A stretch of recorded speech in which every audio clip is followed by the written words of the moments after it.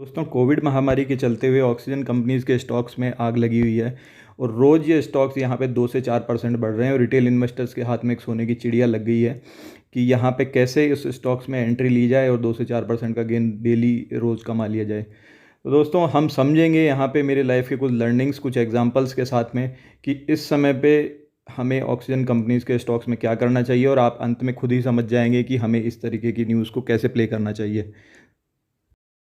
दोस्तों, example number 1 में मैं यहाँ पे द हिंदू का एक पोस्ट आपके सामने शो करना चाहूँगा।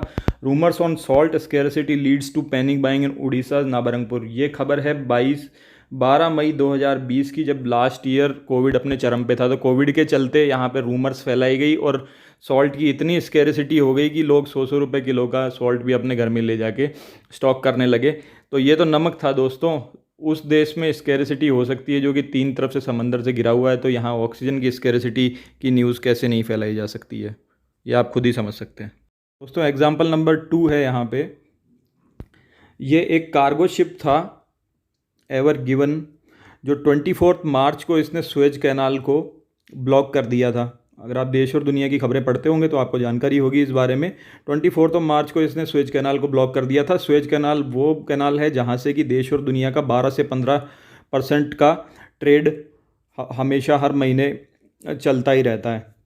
तो दोस्तों, इस एग्जाम्पल को मैं यहाँ पे क्यों बता रहा हूँ, ये ब्लॉकेज तो 24 मार्च को हुआ था दोस्तों, लेकिन कुछ एक्सपोर्ट ओरिएंटेड स्टॉक्स यहाँ पे थे जिनमें कि फॉल दिसंबर के महीने में ही आ चुका था और उसके बाद में वो वापस अपनी उसी रेंज में आ गए थे और फिर उसके बाद में धीरे धीरे वो नीचे जाते जा रहे थे। उसके लिए आप देखिए, ये वो स्टॉक है जिसकी मैं बात कर रहा था दोस्तों। यहाँ पे आप देख सकते हैं कि ये दिसंबर में अच्छा फॉल है। मैंने स्टॉक का नाम यहाँ पे हाइड कर दिया है क्योंकि मैं नहीं चाहता यहाँ पे कि किसी भी स्टॉक को इस तरीके से बदनाम करना कि उसमें ऑपरेटर एक्टिविटीज़ होती है। But still you can see कि यहाँ पे 24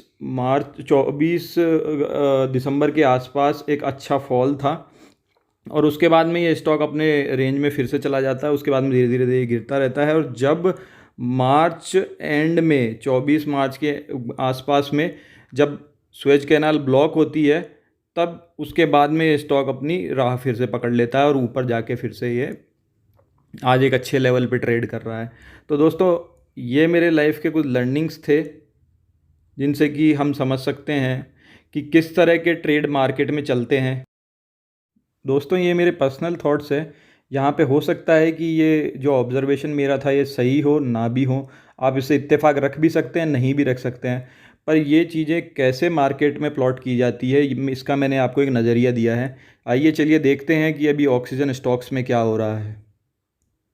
तो दोस्तों, यहाँ पे ऑक्सीजन कंपनीज़ की लीडिंग कंपनीज़ यहाँ पे लिंडे इंडिया है जो कि ऑलरेडी 102% 102% से सर्ज कर चुकी है 3 मंथ्स में। नेशनल ऑक्सीजन यहाँ पे 41% से सर्ज कर चुकी है। गगन गैस यहाँ पे 46% से सर्ज कर चुकी है। भगवती ऑक्सीजन यहाँ पे 33% से ऑलरेडी रेज कर चुकी है। दोस्तों, यहाँ पे अगर ऑक्सीजन कंपनीज़ की लीडिंग कंपनी लिंडे इंडिया की बात की जाए तो इसने 5 ईयर्स में आपको 612.03% के रिटर्न दिए हैं। बट यहाँ पे अगर आपको एक बात नोटिस करनी होगी कि इसने 1 ईयर में ही 268% के रिटर्न दे दिए हैं, जिसमें 612 में से लगभग अगर 268 रहा है तो 300% के रिटर्न फिर भी इसने 3 साल में कमा के दिए हैं, क्योंकि एक अच्छी बात है। पर यहाँ पे एक चीज़ नोटिस करने वाली है कि 5 ईयर में 612.03% के रिटर्न है, लेकिन 10 ईयर में यहाँ पे रिटर्न 511.86 के ही हैं। तो आप देखेंगे कि क्या उससे पहले वाले 5 साल में इसने रिटर्न एकदम भी नहीं दिया। तो अगर दोस्तों आप किसी भी कंपनी के पीक पे फंसते हैं तो हो सकता है कि आपको 5 साल तक कोई रिटर्न भी ना मिले, जैसा कि अभी यहाँ पे साफ साफ आपको दिखाई दे रहा है।